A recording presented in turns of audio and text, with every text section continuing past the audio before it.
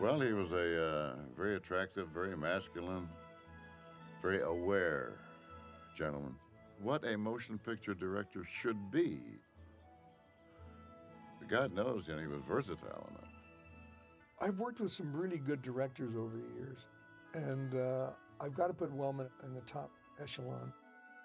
He was always looking to do something different. He wanted to make every kind of film. And he did. He made westerns and war films and dramas and comedies. He had enough depth and variety within himself, that he could. It was like John Huston. Working with John Huston, you got a great feeling of great confidence because you knew that whatever the scene was, no matter what it was, he had been there. And you know that Bill had been around the block a few times too. And he had a very youthful outlook at the same time. If you look at my father's 76 films as full body of work, there's 2 or 3 very commercial kind of films, and then here's a very strange one pops up. And then there's a couple of more that are very commercial and maybe very popular films, and then here's another one, a strange one. They're very unique pictures. That's why no one ever really has a handle on where my father sits with his type of film. He never made one kind of film. Well, he is a person himself. He didn't fit any known pigeonhole. He had a track record like very, very few, and without going through the usual do-si-do social dances and politics, that a lot of people went through. As I said, he wore no man's collar. He never put up with any of that. He just did it on his own merit and with complete frank honesty about where he stood and how he felt. The great thing about Bill Wellman is that under all that fire, there was a wonderful sensitivity. And that's a beautiful combination. That is a beautiful combination. He had a great eye for casting, particularly the men. And he helped a lot of stars. He made a lot of stars. Gary Cooper, back in Wings, Jimmy Cagney in Public Enemy, Robert Mitchum in G.I. Joe, who had been a Western actor, and he got an Academy Award nomination, the only one he ever got. Met him when I arrived on the set for the sort of test on the story of G.I. Joe. When we finished the scene, there's a silence, and the scene had come to an end. Nobody had said cut. We looked past the camera, and Bill was sitting there with tears in his eyes. It was really very touching. I was doing a film called Battle Cry, my first big film at Warner Brothers.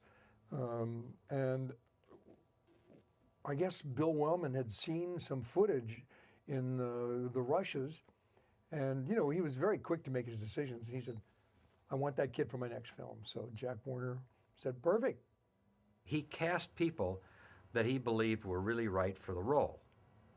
Nobody got cast because somebody told him they had to use that person or, this person will help you get your movie made or any of that kind of business. He cast the people that he thought were right for the role. My first meeting with him is, wow. After Raoul Walsh, who was kind of a blood and guts director, Bill Wellman you wanted to do everything that this man wanted because he was that kind of a director. He had such great enthusiasm. And he enjoyed things, really. And you found pleasure in his enjoyment. And God knows you wanted to please him. Directors have their way of getting what they want out of the actor. My father's ways were, I think, more subtle. In fact, I saw him on a number of occasions cut a scene and it wasn't going right, and he'd go up to an actor and say, let's just do this a little quieter this time. Something like that, just a little hint. He let them bring their own expertise to the table. Well, he was very competent, which, of course, rubs off and gives everyone else a feeling of confidence. So you were never restricted, you could take liberties with the time and whatever the confines of the script were. The best directors that I've worked for allow you the freedom, but they also have an overall concept of the character, as you do. Wellman could plant seeds, and that's what's really important, to plant the good seeds.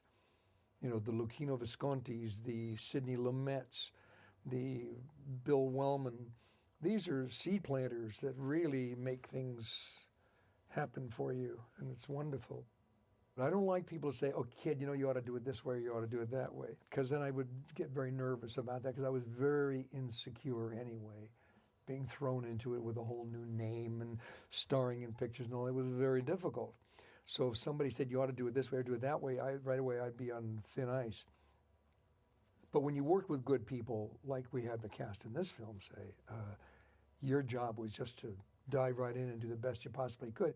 He expected that of you, as he expected the grips and the camera department and everybody else to do their jobs. He expected that of you, which was very encouraging, because if you knew that you had satisfied him, that you had given him what he wanted, and gave you a lot of confidence. Basically, he was there as a support. There were other directors, John Ford, for instance, who could be very cruel to people. My father was never cruel to anybody that I ever knew of. But mainly, he just conducted his symphony really well. He knew when he wanted, and he knew when he wanted nice and easy. But at least he knew what he wanted. He was thrifty and efficient as a director.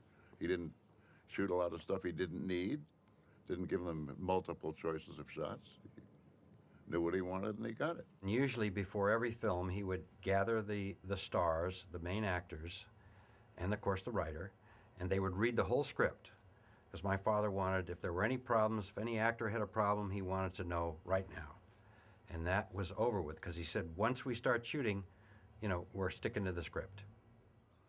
He did not want any embroidery on it, you know. He wanted it done and done properly, and of course, to his very exacting standards, and that was it. Well, the play's the thing. My father always believed that the story was what really counts. And he had great respect for writers. Ernest K. Gann, who wrote 2 books that my father made into movies, Island in the Sky and The High and the Mighty. And Ernest K. Gann also wrote the screenplays. And my father worked very closely with him. And he used to say the only problem he ever had with Gann was that he constantly wanted to change his story, change from the book and writing the screenplay. And my father would say, well, why are you doing that? And Gann would say, well, because I think I can do it better. And my father would say, I don't want it better. I want it the way you wrote the book. So many writers that he worked with that were, you know, great writers. Robert Carson and my father won an Oscar for writing the original A Star is Born. You know, Ben Hecht and Lamar Trotty on the Oxbow Incident. Van Tilburg Clark's book of the Oxbow Incident was given to my father by a producer, Harold Hurley was his name. And it was the only time my father ever bought a story. And it took my father quite a long time to get the movie made, because nobody wanted to make a movie like that. It wasn't just Van Tilburg Clark's general view of life, it just, my father loved that particular story of the Oxbow Incident, and he loved this particular story of Track of the Cat. He liked to do things that were, you know, film the obvious in an unusual way. I know my father had been looking for a story like Track of the Cat that he could make this experiment and film a black and white movie in color. The pine trees on the slope of the mountain all just went gray or dark, you know. And the only color was my red jacket, the blood on the snow, and then the girl's, yellow scarf or something like that. Track of the Cat was a simple film, definitely an art film, and should have been released as an art film, because it's a mood piece. So I would say the subtleties were important. It was done subtly, and it came, you know, it registered on the audience, but they were not conscious of it, you know. My father did regret not showing the Panther, but at the time he was doing something that he thought was very unusual. Instead of showing the Panther, he decided to leave it as a kind of almost a psychological image. Not that there wasn't really a panther, but that it was symbolic of many other things. But hey, the film plays all over the world. It always finds an audience. So I think if my father was here today, he would say, okay, you know, worked out fine. It would be difficult for him in today's world of spending 2, 3, 4 years to make one film. He didn't have the patience for it. His favorite time of all the years he was in the business was 1930 to 1934, and he made 20 films, one after another. He told me he was tired of every single film he ever made, usually a week or two before he finished it. He couldn't wait to get on to the next one. It was wonderful when the studios were in their heyday. They were the factories, and smart men like Darryl F. Zanuck were making the pictures, and they had certain directors under contract to them, and they knew what those directors liked, and they brought them scripts that they liked. When my father was at Warner Brothers under Darryl F. Zanuck, my father didn't turn down any of the films that Darryl F. Zanuck showed him, and he could have if he wanted to. But to be in a production company and go to the office and start from the beginning and find a writer and who's going to star and go through that whole long dissertation, he didn't want to do it, and that's why he quit the business, because the glamour factories of Hollywood were falling apart. They were crumbling, decaying, and he didn't want to be any part of it. Tell you one thing, we miss him. We really do miss him.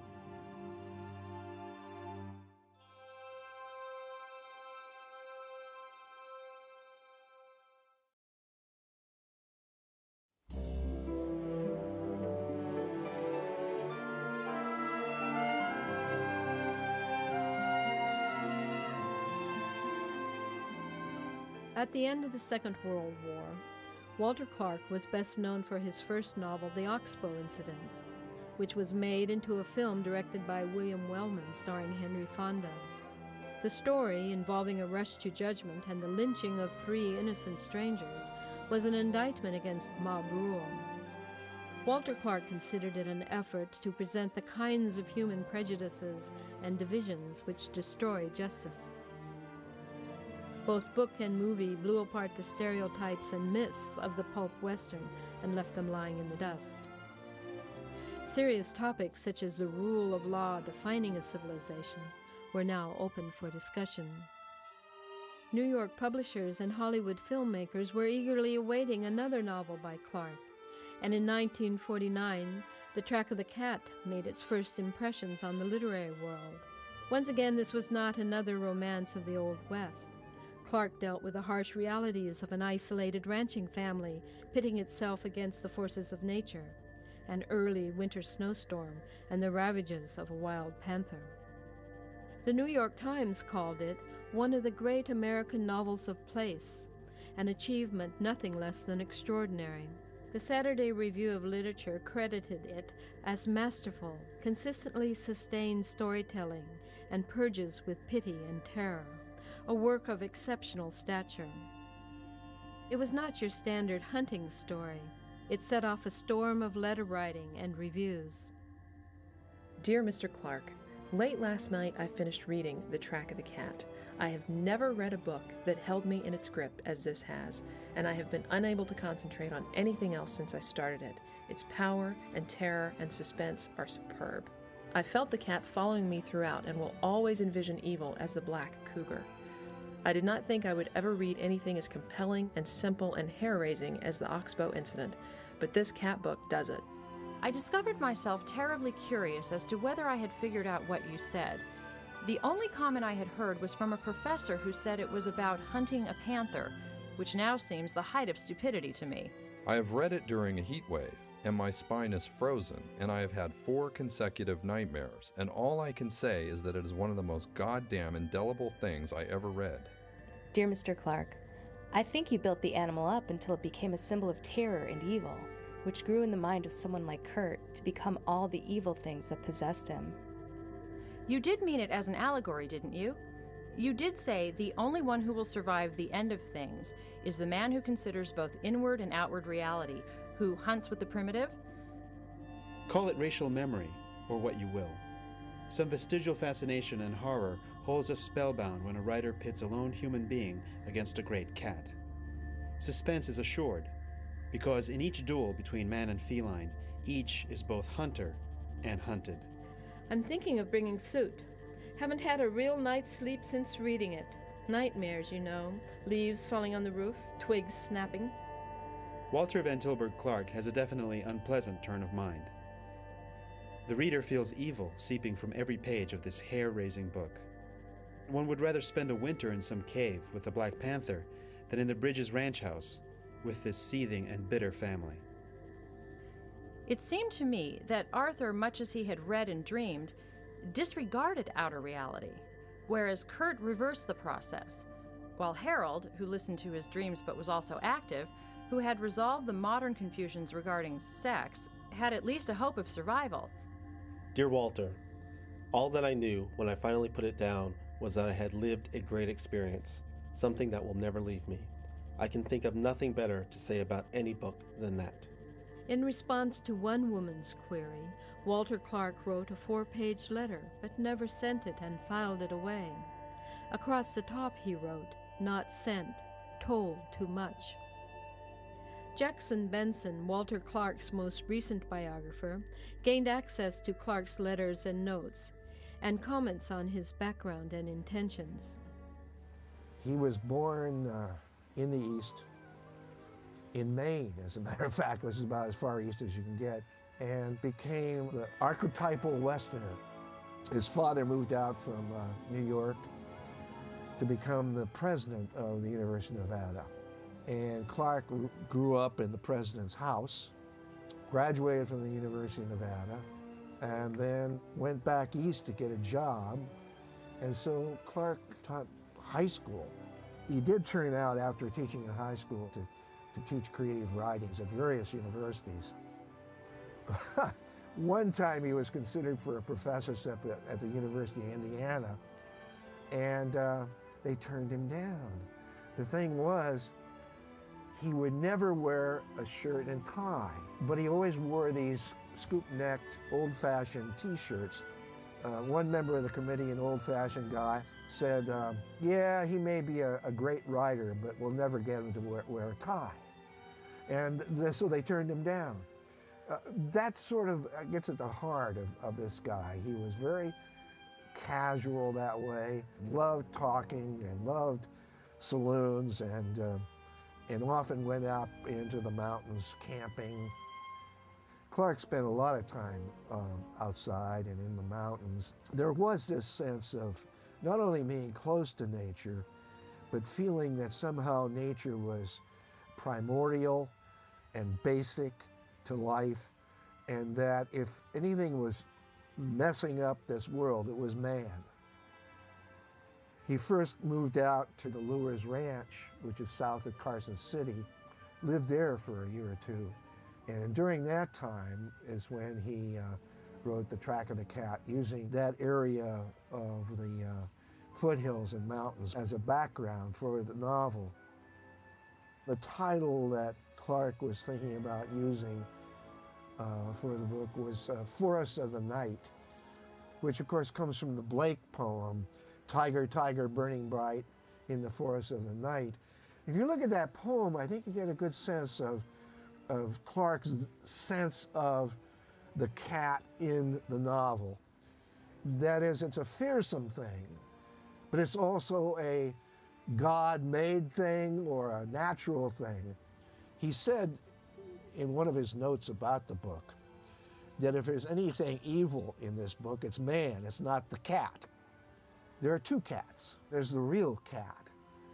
There is the mysterious phantom cat, which haunts this situation.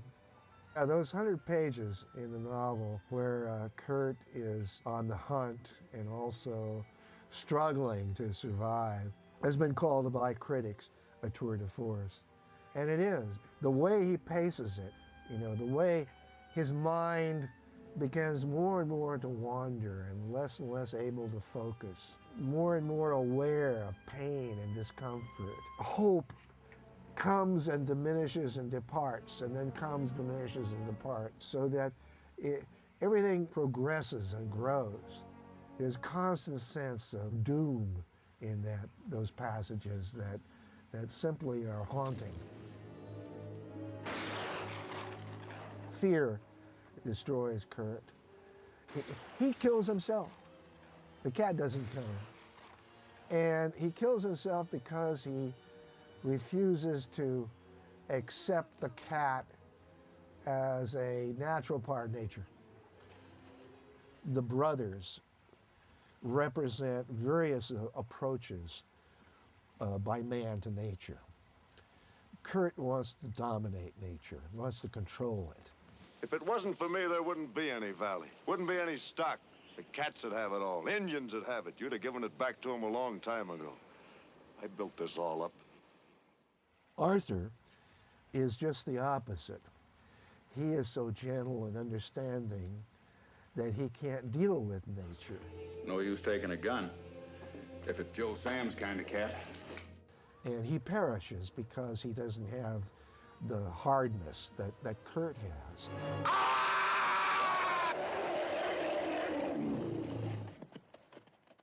And then there's Harold, who Clark felt sort of combined the two. So he is the successful one because he has this feeling for nature, but he also has enough toughness to deal with the harshness of nature. The Indian in Track of the Cat conveys who he is by his own connection to the natural things around him that impresses Harold. The Indian is the one who believes in the cat as a myth, as a mystery, and as something almost divine. Because of the legend of the cat, he has Arthur carve these cats out every year to ward off the evil. Well, Kurt thinks this is nonsense. You get him out of here or I will. One of the things that the book is about is about a dysfunctional family.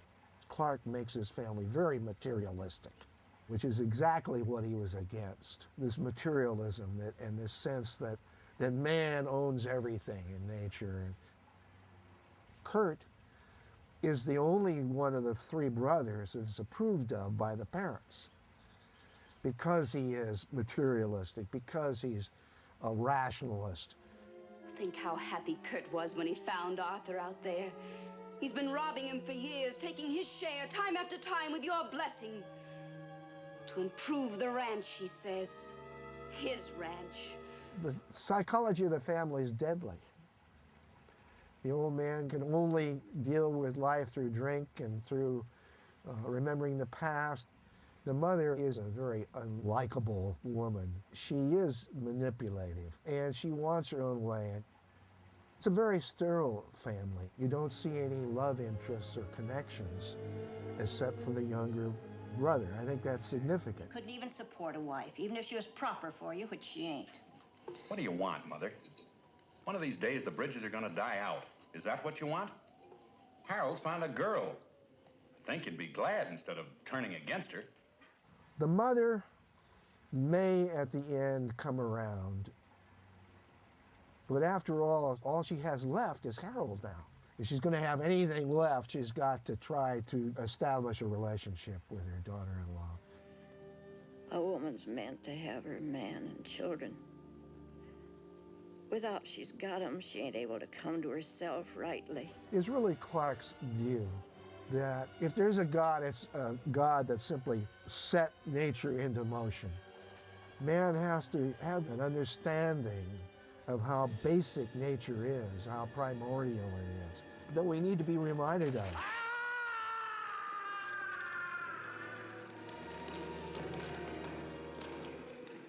Clark thought that we could become better caretakers, better inhabitants of the world if we express compassion not only toward each other, but toward the natural. Clark, as a Western writer, joins so many other Western writers, whether it's Steinbeck or Wallace Stegner or A.B. Guthrie Jr. All of these writers are deep environmentalists. All of them are concerned about the fact that the wilderness is disappearing. In 1949, Wallace Stegner wrote in the Virginia Quarterly, "It is in Kurt, the aggressor, that the principal meaning of this novel lies. The moment when his trusted sense of direction fails him is shattering to him and to us, for like him, we may be hunting or fleeing our own destruction through the confusion of our minds." Whereas the Oxbow incident was written in 1940 during the advent of World War II and can be construed as a warning against the dangers of fascism, The Track of the Cat was published in 1949 at the end of the war. The atomic bomb dropped on Hiroshima and Nagasaki ushered in a new era of stress and paranoia that was capable of clouding the minds of man, much like an early winter snowstorm in the high Sierras. While acknowledging the tensions of the atomic age, today's reader may consider current dangers to be as lethal. Will old prejudices and rigid forms of thought breed new catastrophic conflicts? If man continues to thumb his nose at nature, will he, like Kurt, become a victim? The fate of man may still depend on a correct mixture of rational thought and swift action, tempered by love and compassion. Add to this mix a healthy respect for the terrifying powers of nature. In 1964, Walter Van Tilburg Clark wrote, "Hate means division, and all division, from that between people who can't get along to that between nations, is evil. In an atomic age, it is also the seedbed of doom. The cat embodies much of what I've been talking about here in the matters of natural conservation, and the destructive powers of prejudice, and the self-destructive powers of conceit, self-righteousness, and violence."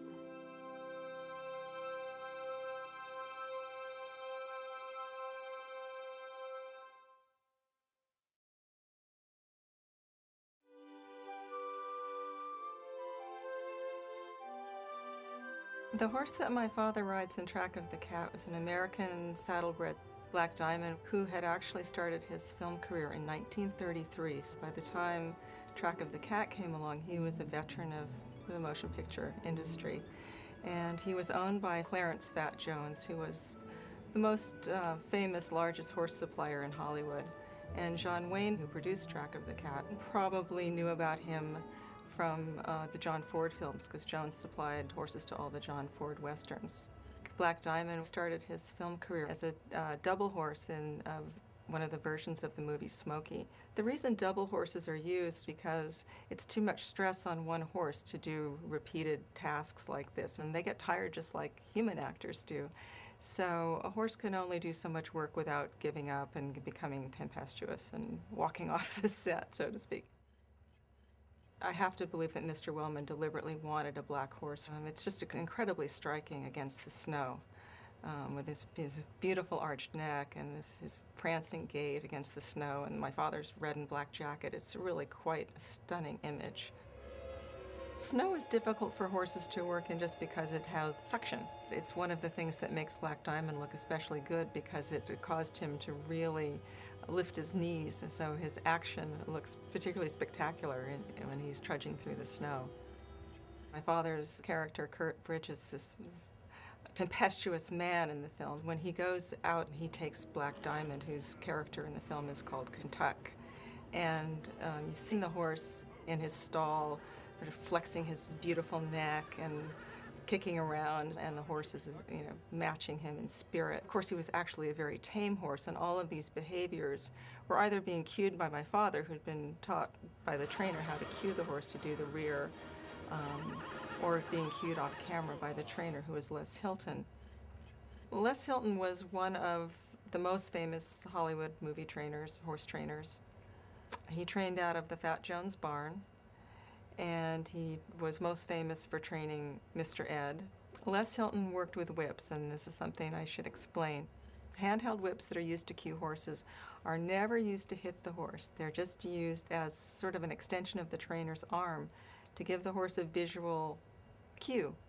And each flick of the whip means something to that horse, and the trainer has worked for hours and hours to teach that horse whatever that particular cue means.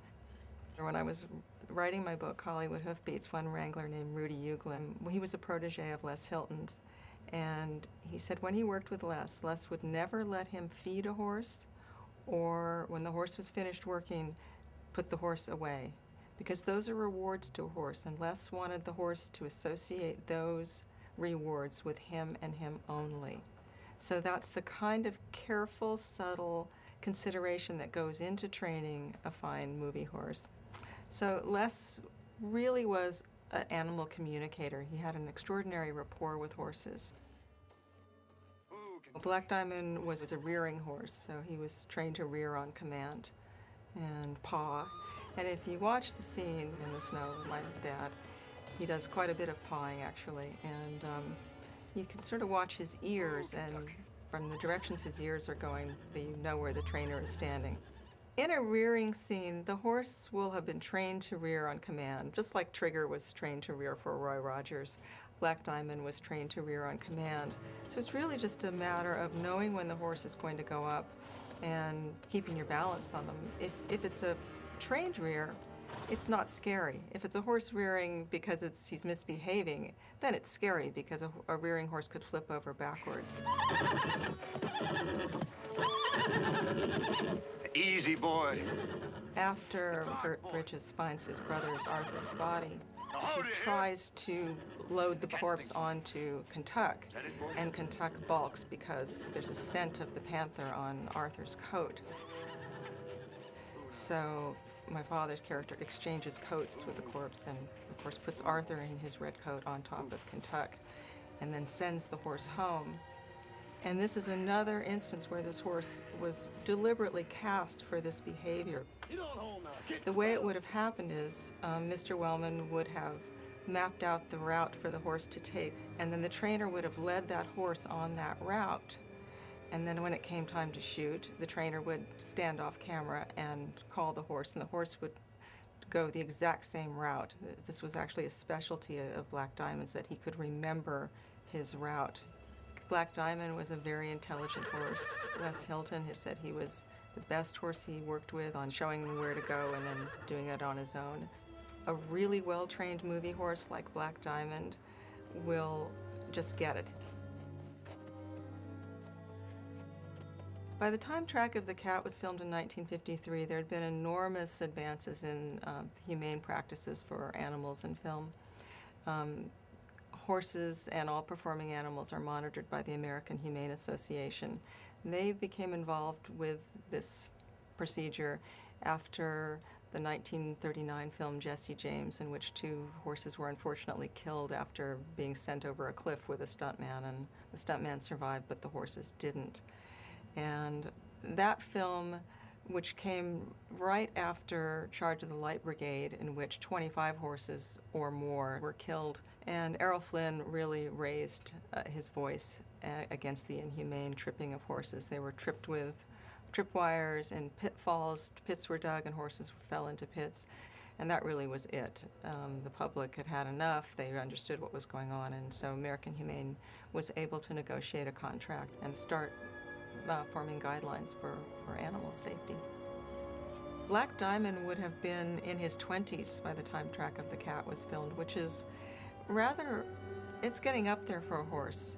But if a horse has received, good treatment and nutrition and veterinary care and hasn't been used too hard, he can live well into his 30s.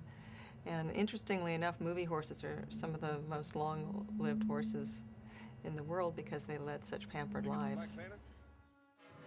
Movie horses are never a particular breed unless, of course, it's a film about a particular type of horse, like a paint horse, as Hidalgo was. They can be anything. They could be a thoroughbred, a quarter horse.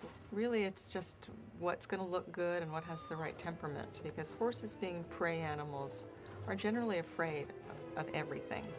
So to be on a soundstage or on location with a movie crew with cameras and microphones and to not get flustered and distracted, it's a huge thing for a horse. I mean, that's the thing. Horses are, just like human actors, there are stars. There are specialty performers that do stunts. And then there are just the character actors that are along for the ride. That famous Marilyn Monroe quote where she's asked about appearing with a famous movie star, and she said, "It's not him I'm worried about, it's those hammy horses."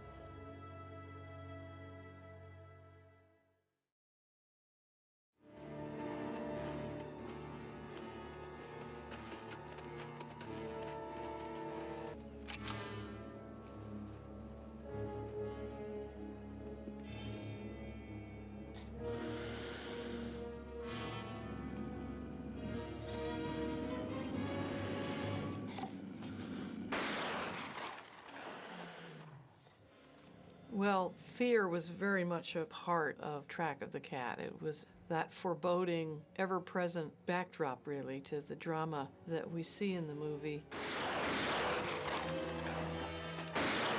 It persists today, and there isn't a day that goes by that I'm not asked by somebody to tell them about my dangerous encounters with animals. I usually proceed to tell them about my dangerous encounters in the New York subway or something like that.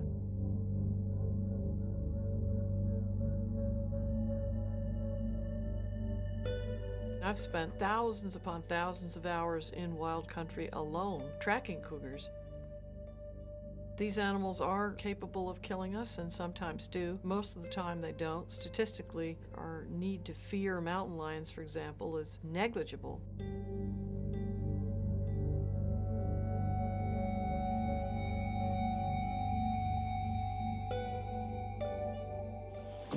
Won't be many tracks left in this snow. Well, that won't stop Kurt. Never has. The historic image of European trackers and their descendants had to do with people that were literally hunting for food for their families, and that was very necessary. I'm a hunter myself, and I believe that the meat that I bring home is healthy and organic and certainly a lot better for me to eat than a lot of the meat one can buy in the store. But hunting is like everything else in life. There's good hunting and there's bad hunting. A good hunter should engage us all in protecting wildlife from all sorts of ills out there. Animals like mountain lions are known to be indicator species of quality habitats, large enough, diverse enough to offer the abundance of food and cover resources that a wide-ranging carnivore needs. So we're not talking about urban parks anymore. We're talking about vast natural areas. Mountain lions are known to eat all sorts of small prey as needed. Opportunistically, they may kill pocket gopher or hare, for example, jackrabbit, but their mainstay here in North America anyway is deer, and deer like prey. No ordinary cat to break up a bunch like this. Must have been the bull horned him by the look of it. It's gonna be a mean cat.